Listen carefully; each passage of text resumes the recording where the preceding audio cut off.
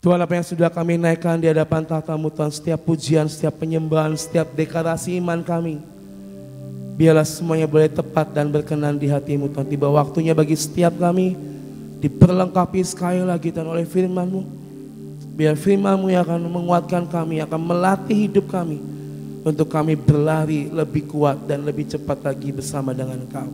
Terima kasih Bapa, kami siapkan wadah kami, bencana kami hanya di dalam nama Yesus kami berdoa dan kami mengucap syukur, haleluya, amin.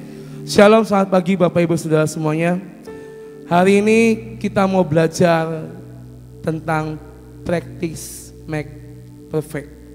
Latihan akan membuat kesempurnaan. Ini kan lagi zaman-zaman Olimpiade ya di Paris, ya kan, meskipun dengan berbagai macam hal-hal yang terjadi, tapi kita sebagai bangsa Indonesia bangga kali kita dapat 2 emas ya. Dari cabang angkat besi dan juga panjat tebing. Kalau Bapak Ibu lihat yang panjat tebing itu cepat sekali Bapak Ibu, kayak Spiderman, benar-benar kayak Spiderman. Jadi cuma 4 detik, 4 sekian detik udah nyampe ke atas. Saya percaya untuk kedua pahlawan bangsa ini ketika mereka meraih medali emas di Olimpiade butuh yang namanya latihan, benar ya. Latihan dan latihan. Ya bahkan timnas sepak bola aja katanya sehari itu bisa berapa sesi latihan. Capek ya kan, istirahat tuh cuma di malam hari. Dari pagi sampai sore latihan dan latihan. Tapi buktinya timnas kita mengalami kemajuan, bisa lolos ke round 3 Piala Dunia, kualifikasi Piala Dunia. Nah, apa yang mungkin para atlet ini dapatkan? Mereka sudah mendapatkan hasilnya, itu tidak lepas dari yang namanya sebuah latihan. Begitupun juga kepada kita sebagai anak-anak Tuhan. Apa sih hubungannya praktis ini dengan kehidupan kita sebagai anak-anak Tuhan? Karena to be the child of God, untuk kita jadi anak-anak Tuhan, kan dikatakan kita harus serupa segambar dengan Allah. Dan untuk serupa segambar dengan Allah itu perlu dilatih, saudara. Gak mungkin dengan ujuk-ujuk kita lahir, kita gak baca Alkitab, kita gak doa, kita gak dengar firman Tuhan, lalu kita ngomong, nih saya udah serupa dan segambar dengan Allah karena saya diciptakan oleh Allah. Semua diciptakan oleh Allah, benar. Tetapi serupa dan segambar dengan Allah bukan cuma hanya diam, tetapi melatih iman, melatih kerohanian kita, melatih pengetahuan kita akan firman Tuhan. Itulah yang diperlukan untuk kita bisa serupa dan segambar dengan Allah. Learning every day, belajar setiap hari akan kebenaran firman Tuhan. Di PW pagi, besok sore di PD sore, apalagi kita bisa dengar sekarang lebih gampang, lebih mudah, ada YouTube, ada macam-macam sarana bisa kita lakukan untuk kita berlatih, melatih kerohanian kita. Kita harus berusaha bagaimana caranya kita menjadi anak-anak Tuhan, karena tujuan akhirnya adalah kekekalan. Amin. Tujuan akhir adalah kekekalan. Tapi percayalah saudara, even kita punya tujuan akhir sama-sama itu surga. Tapi percayalah, selama kita hidup di bumi ini, siapa yang mau dipelihara oleh Tuhan? Boleh angkat tangannya? Saya percaya semuanya mau dipelihara oleh Tuhan. 2 Petrus 1 ayat 10 sampai ayat yang ke-11. Karena itu saudara-saudaraku, berusahalah sungguh-sungguh supaya panggilan dan pilihanmu makin teguh. Sebab jikalau kamu melakukannya, kamu tidak akan pernah tersandung. Ayat 11. Dengan demikian kepada kamu akan dikaruniakan hak penuh untuk memasuki kerajaan kekal, yaitu kerajaan Tuhan dan Juru Selamat kita, Yesus Kristus. Ini 2 ayat yang punya perbedaan. Coba balik ke ayat 10. Ayat 10 ini berkata, berusahalah sungguh-sungguh supaya panggilan dan pilihanmu makin teguh. Sebab kalau kita ngelakuinnya, dikatakan kita tidak akan pernah tersandung. Ini bentuk pemeliharaan Tuhan selama kita hidup di bumi ini, saudara. Jadi saya tanya, siapa yang mau dipelihara? Kita semua angkat tangan. Tapi untuk kita dipelihara, ayo berusahalah sungguh-sungguh. Latihan sungguh-sungguh sampai kita menjadi dan disebut anak-anak pilihan Tuhan. Tadi kita nyanyi, mari kita semua umat pilihan Allah. Kita ini punya privilege, kita ini punya hak istimewa yang Tuhan kasih. Kita disebut umat-umat pilihannya. Tapi jangan sampai kita terlena karena kita disebut umat pilihan, tapi kita nggak menjadi pilihan yang benar-benar dipilih oleh Allah. Dengan kata lain, tidak baca firman, tidak dengar firman, menjauh dari Tuhan. Jangan. Tapi kalau kita mau benar-benar dipelihara, mengalami semua di bumi ini, sebelum nanti kita kembali kepada Tuhan, maka dikatakan berusahalah sungguh-sungguh, latihanlah sungguh-sungguh. Karena kalau kita ngelakuin itu, dikatakan tidak akan pernah tersandung. Para atlet Indonesia berlatih.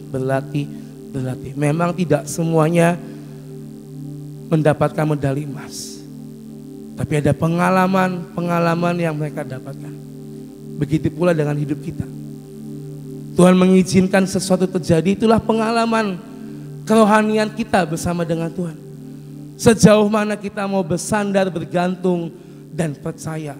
Itulah pengalaman-pengalaman yang akan membuat kita menjadi dewasa secara rohani. Berusahalah, berlatihlah sungguh-sungguh. Dan ayat yang 11 dikatakan, dengan demikian kepada kamu akan dikaruniakan hak penuh. Bukan hak setengah, bukan hak seperempat, tapi dikatakan dikaruniakan kepada kita hak penuh untuk masuk kerajaan kekal, yaitu kerajaan Tuhan dan juru selamat kita. Kalau di bumi ini kita udah berusaha sungguh-sungguh menjadi anak Tuhan, serupa segambar, menyenangkan hatinya, hidup di dalam firman-Nya, hidup menyenangkan hatinya, dikatakan kita akan dikaruniakan hak penuh, jaminan untuk kita masuk dalam kerajaan kekal. Amin. Siapa yang mau, saudara? Ya, hak penuh akan Tuhan berikan untuk kita, asalkan kita berusaha sungguh-sungguh serupa dan segambar dengan Tuhan. Max Perfect membuat kita meminimalisir kesalahan yang kita buat, saudara. Memang nobody's perfect, tidak ada yang sempurna di dunia ini. Tapi at least setidaknya meminimalisir kesalahan-kesalahan yang mungkin bisa kita buat dalam kehidupan kita. Latih, berlatih, praktis, itu yang harus dilakukan. Contoh seorang pemain piano. Kalau seorang anak itu belajar les piano, misalnya di salah satu sekolah musik di kota Cirebon, itu kan ada tingkatan-tingkatannya, saudara. Ya, dari tahun pertama sampai tahun kedua, ketiga, keempat mungkin, sampai nanti dikatakan lulus. Dan nanti endingnya itu sekolah itu akan bikin yang namanya konser, ya. Mungkin pernah dengar ya, salah satu sekolah musik bikin konser musik. Yang ditampilkan adalah anak-anak yang udah les. Anak-anak yang sudah dilatih tanpa henti, tanpa bosan. Pride-nya, hadiahnya adalah ketika mereka lulus dibikinkan konser, ya kan, musikal konser, dan yang mengisi adalah semua anak-anak yang sudah les di sekolah tersebut. Tujuannya apa, saudara? Inilah hasil dari praktis. Inilah anak-anak yang dipercayakan orang tua kepada sekolah musiknya. Dari yang tadinya nol besar menjadi seseorang pemain piano yang sangat indah. Orang belajar main piano itu gak mudah, saudara. Saya pernah belajar itu susah, gak gampang. Kenapa harus belajar? Kenapa harus berlatih piano? Supaya gak asal mencet. Ini kan tuts piano kan banyak ya. Jadi kita gak asal mencet. tapi dilatih, diajar, dipaksa. Mungkin moodnya lagi nggak enak, harus les, aduh lagi nggak kieng les, tapi tetap harus les. Dilatih, sampai pada akhirnya lulus dan ada performance di akhir. Yang tujuan adalah inilah hasil dari pelatihan. Inilah hasil dari latihan yang mereka jalani selama ini. Begitupun hidup kita, saudara.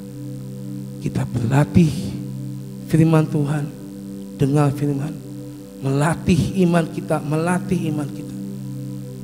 Kita perlu praktek dalam kehidupan kita. Apapun di hidup Bapak Ibu Saudara semua bisa kita kerjakan asal kita berjalan dengan Tuhan. Semakin dekat kita dengan Tuhan dalam perjalanan iman kita, semakin jelas kita melihat ketidaksempurnaan yang perlu kita sempurnakan, saudara. Bukan berarti saya udah hidup melekat, dekat, tapi tetap Tuhan izinkan sesuatu hal yang mungkin akan mengubah paradigma kita. Tapi kalau kita terus melatih, itu akan membuat mental kita menjadi kuat. Bukan lagi mental pecundang, tapi mental seorang pemenang. Dan saya percaya semua yang dapat medali emas dilatih mentalnya. Ayo, kamu bisa. Jangan takut meskipun saingannya orang Cina, orang Prancis, orang Amerika, segala macam. Mungkin mereka badannya lebih besar-besar, lebih berotot. Kita punya kesempatan yang sama. Kita punya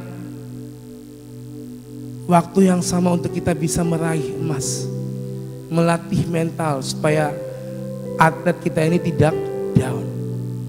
Kadang-kadang kelemahan kita ini kalau kita ngelihat sesuatu hal yang besar, ya kan, sesuatu hal yang mungkin saya nggak bisa kayak gitu, itu kan bikin down gitu, saudara. Tapi saya percaya Tuhan tuh nggak kasih kita roh ketakutan, amin. Tapi Dia kasih kita roh keberanian untuk melakukan sesuatu bersama dengan Tuhan. Melatih iman, melatih mental kita untuk kita menjadi seorang pemenang. 2 Petrus 1 ayat 5 sampai 8. Justru karena itu kamu harus dengan sungguh-sungguh berusaha untuk menambahkan kepada imanmu kebajikan, dan kepada kebajikan pengetahuan, dan kepada pengetahuan penguasaan diri, kepada penguasaan diri ketekunan, dan kepada ketekunan kesalehan, dan kepada kesalehan kasih akan saudara-saudara, dan kepada kasih akan saudara-saudara kasih akan semua orang. Sebab apabila semuanya itu ada padamu dengan berlimpah-limpah, kamu akan dibuatnya menjadi giat dan berhasil dalam pengenalanmu akan Yesus Kristus Tuhan kita. Sekali lagi, kita melakukan semua, mengerjakan semua apa yang Tuhan inginkan dalam hidup kita. Endingnya Tuhan akan buat kita berhasil. Semua pasti mau yang namanya mencapai keberhasilan. Tapi untuk mencapai titik di atas itu perlu latihan, perlu yang namanya melatih diri kita. Ada sebuah statement dari seseorang yang namanya Vince Lombardi. Berlatih tidak akan memberikan kesempurnaan. Hanya latihan yang sempurnalah yang memberikan kesempurnaan. Semuanya sama-sama berlatih, tapi belum tentu latihan yang benar, saudara. Ya. Dikatakan hanya latihan yang sempurnalah yang memberikan kesempurnaan. Belum tentu kita melatih, tapi melatih dengan benar dan tepat. Contoh, saya ini pernah ikut kelas fitness, saudara ya, sama Ibu Beatrix juga, sama Amos dan segala macam. Lihat sama si Melisa waktu di Move More di sebelah. Ikut latihan, oke. Ya kan, pertama-tama sih semangat ya kan. Udah nyampe tengah jalan, ya ampun saudara, pegel dan capeknya minta ampun. Harus tengkurap, apa sih namanya, plank atau apa, saya nggak paham. Tengkurap, jongkok, berdiri harus bikin 30 kali. Buat badan sekecil saya ini ya saudara ya, tidak mudah saudara ya. Harus berdiri, tengkurap, jongkok, berdiri lagi 30 kali. Tidak mudah. Dan kalau yang hari itu ngelihat saya, mungkin saya hanya melakukan 5 atau 6 kali. Sisanya saya cuma plak gini, cuma ngasal latihannya. Yang lain latihannya bener ya kan, sampai ada yang muntah-muntah sampai pegel. Tapi saya melatih karena nggak kuat, keberatan di perut, akhirnya latihnya asal. Tujuannya nggak nyampe, kalorinya nggak nyampe saudara. Tujuannya supaya lemak-lemak ini dibakar, supaya turun. Oke, semuanya sama-sama dilatih oleh coach. Tapi nggak semua itu latihannya dengan benar, termasuk saya. Ya. Saking nggak kuatnya, saya cuma akhirnya di step selanjutnya cuma ya gitu, cuma asal nggak ngikutin instruksi dari pelatih. Nah, latihan yang tidak sempurna itu yang tidak akan menghasilkan apa-apa, saudara. Hanya latihan yang sempurnalah yang akan memberikan kesempurnaan.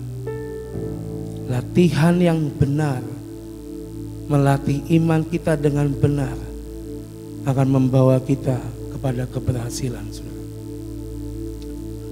Perlu yang namanya konsisten, itu perlu. Karena kalau nggak konsisten itu akan setengah-setengah. Setengah perjalanan berhenti, ya kan? Capek lah, apalah, bosen, jenuh, udah males. Tapi untuk kita mencapai titik itu, untuk kita mencapai hak penuh dalam kerajaan surga, untuk kita dibuatnya berhasil selama di bumi ini, perlu konsisten. Bagaimana caranya untuk kita konsisten? Yang pertama, saya bagikan, perlu punya pola pikir yang benar. Pola pikir saya waktu ikutin latihan, oh ya, harus ikut latihan supaya kurus, lemak kebakar, ya kan.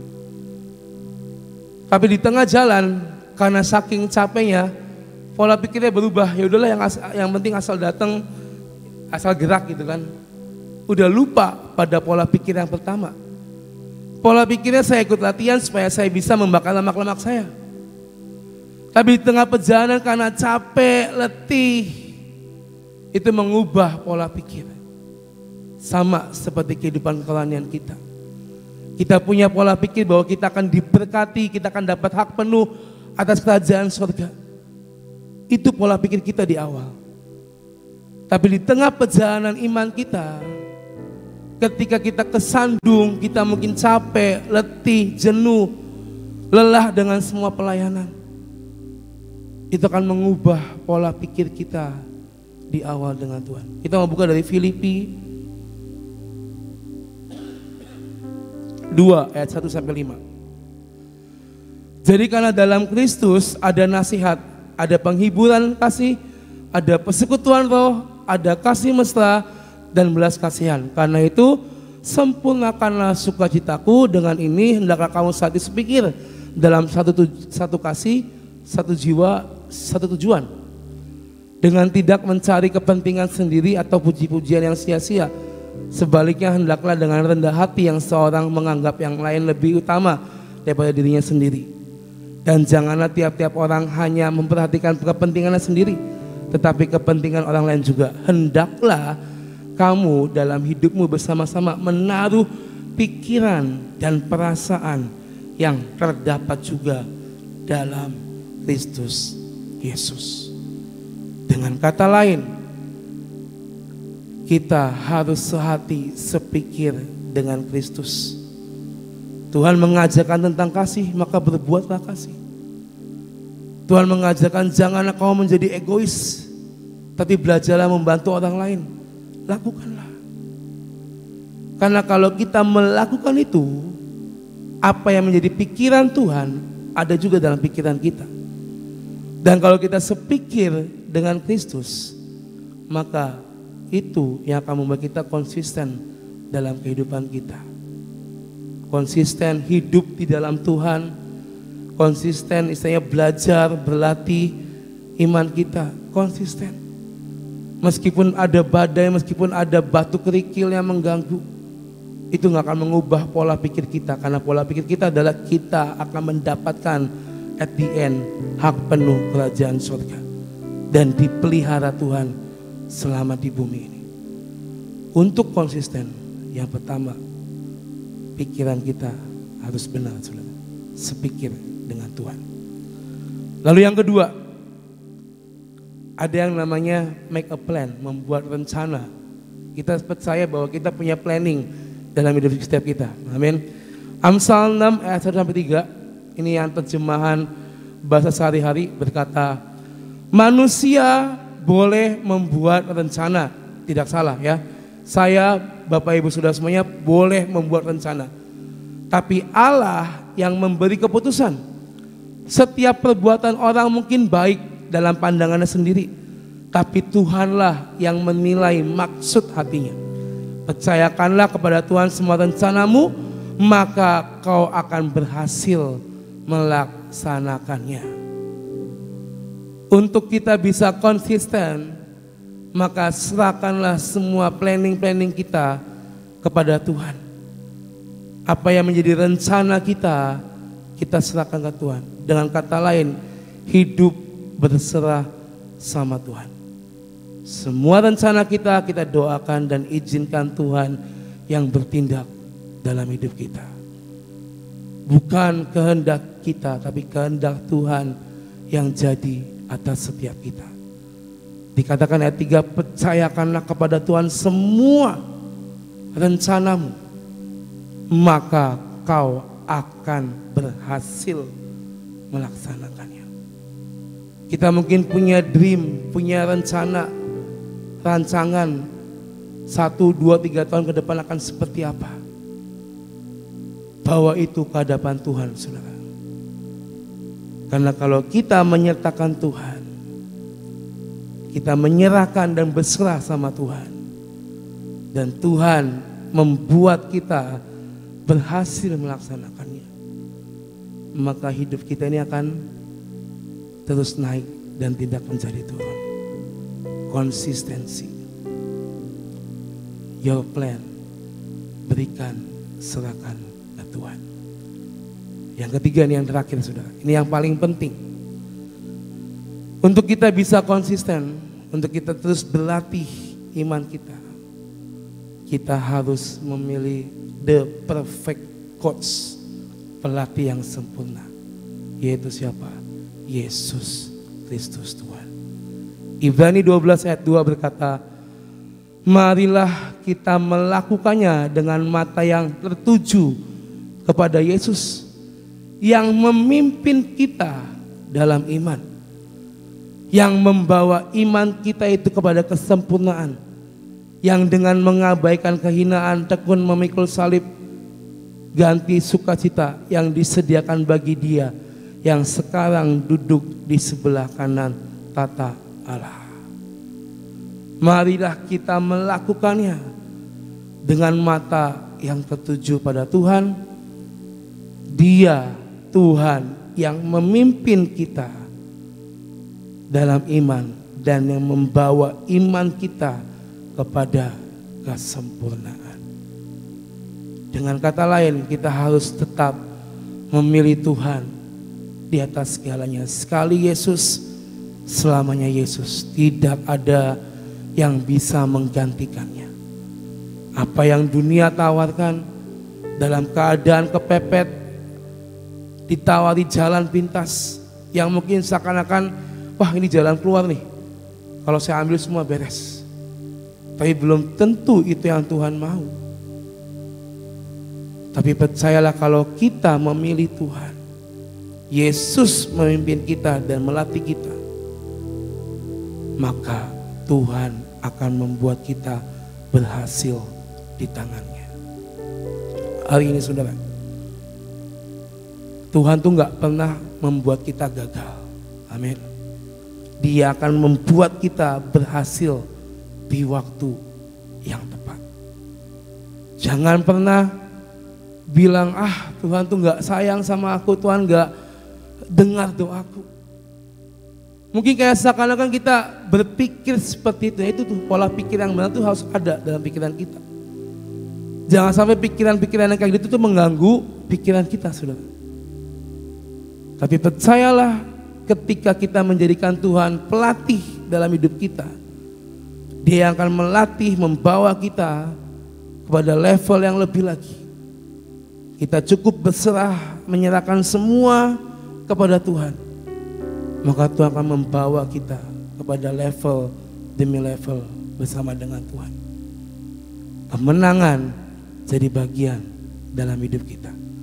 Jadi hari ini saudara, practice make perfect. Butuh konsisten. Gimana caranya konsisten? Punya pola pikir yang benar, dan serahkan rencanamu dalam tangan Tuhan, dan pilihlah Tuhan sebagai pelatih, the only one dalam hidup kita. Manusia kadang bisa bikin kecewa.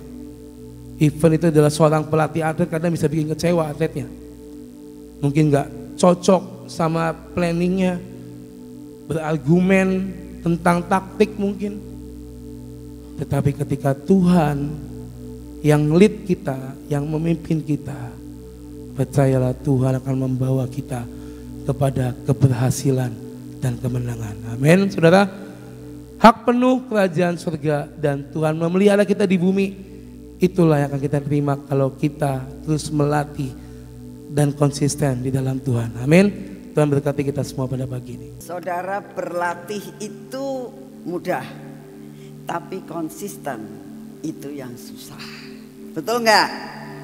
Ya, kita harus menyadari kalau terus menerus itu konsisten. Kadang-kadang kita bisa turun, tapi kalau kita konsisten terus menerus dalam level yang sama, kita akan naik ke tempat yang lebih tinggi.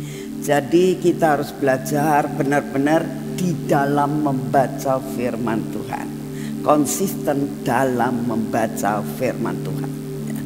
Jadi kalau saudara itu benar-benar berlatih untuk membaca firman Tuhan, terus mempraktekkan dalam kehidupan, tidak bakal tersandung.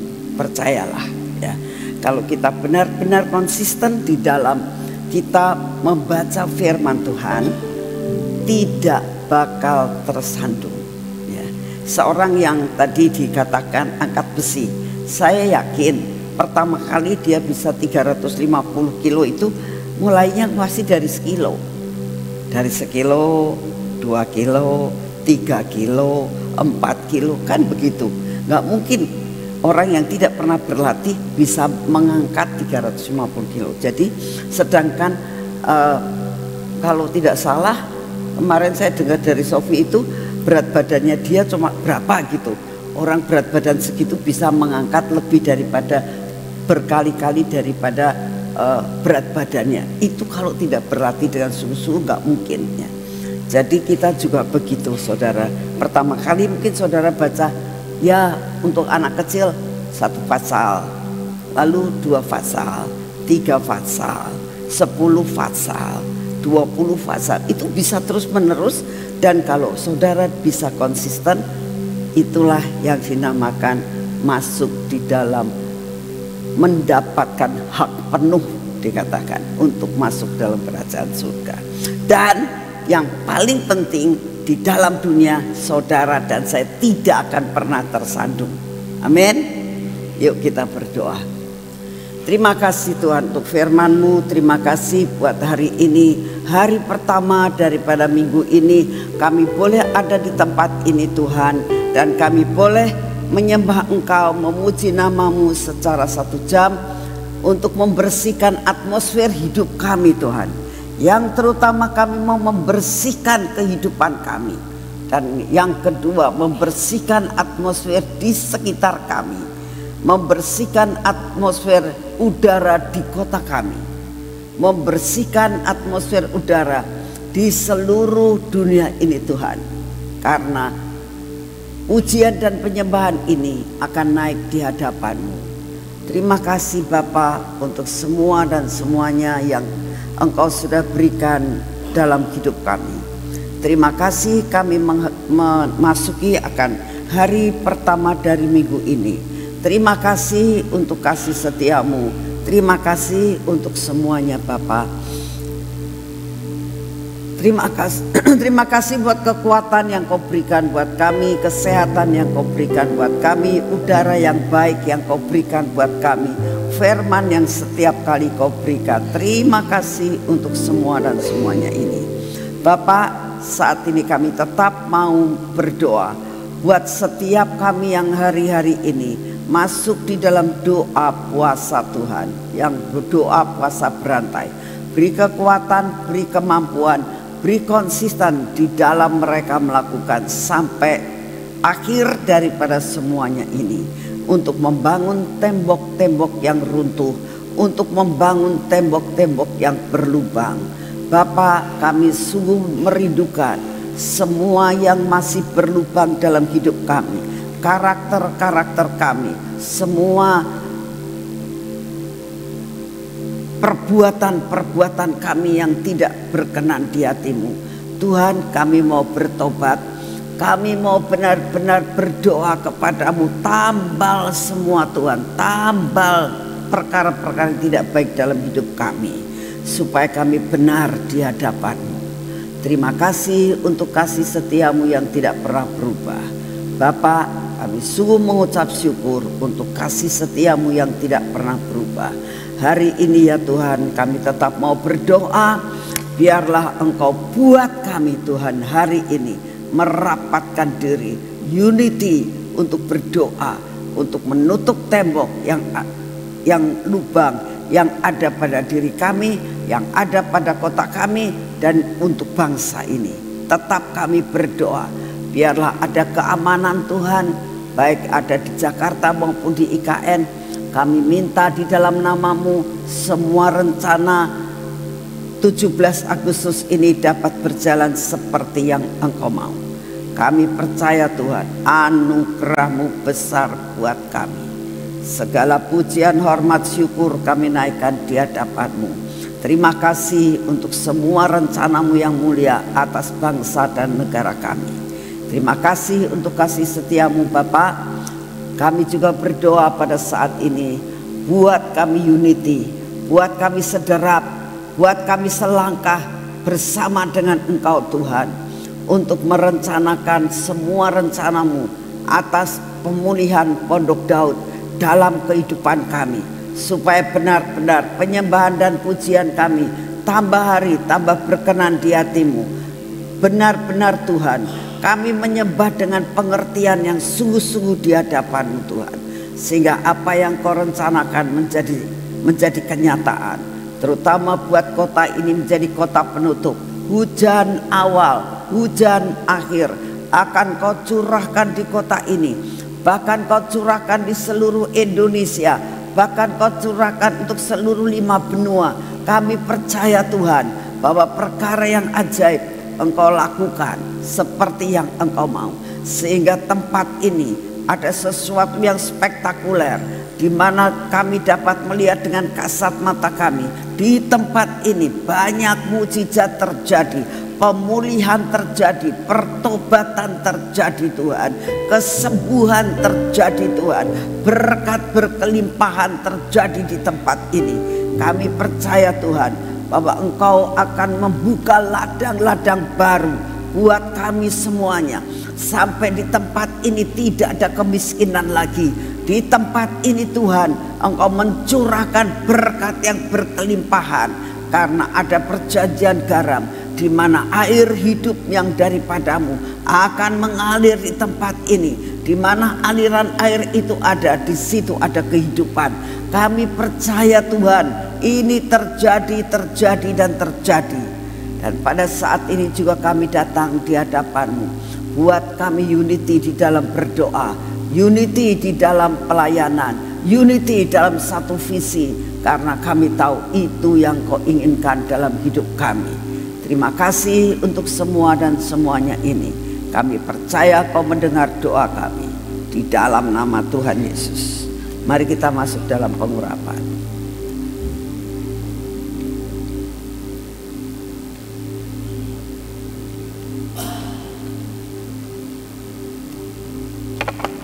Dalam nama Tuhan Yesus, biarlah pengurapan ini memasuki akan seluruh kehidupan kami ya Tuhan. Menguasai mata kami, telinga kami Tuhan, bibir, mulut kami dan hati kami. Semua yang tidak baik dalam hidup kami Engkau hancurkan Tuhan. Semua lubang Kau tutup dengan anugerah dan kasih karunia-Mu. Inilah tangan kami. Berkati tangan kami dan kaki kami, sehingga apa yang kami kerjakan hari ini bersama-Mu, semua yang kami kerjakan menjadi berhasil. Berkat yang Kau sudah sediakan kami terima dengan utuh. Kaki kami berjalan dalam jalan yang sudah Engkau tentukan. Tuhan, buka mata kami untuk kami boleh melihat akan ladang-ladang yang baru yang sudah Kau bukakan buat kami. Kami akan mengambil itu semua Tuhan dan kami akan menjalaninya. Terima kasih untuk kasih setia-Mu di dalam nama Tuhan Yesus. Amin. Selamat pagi, Tuhan memberkati saudara semuanya.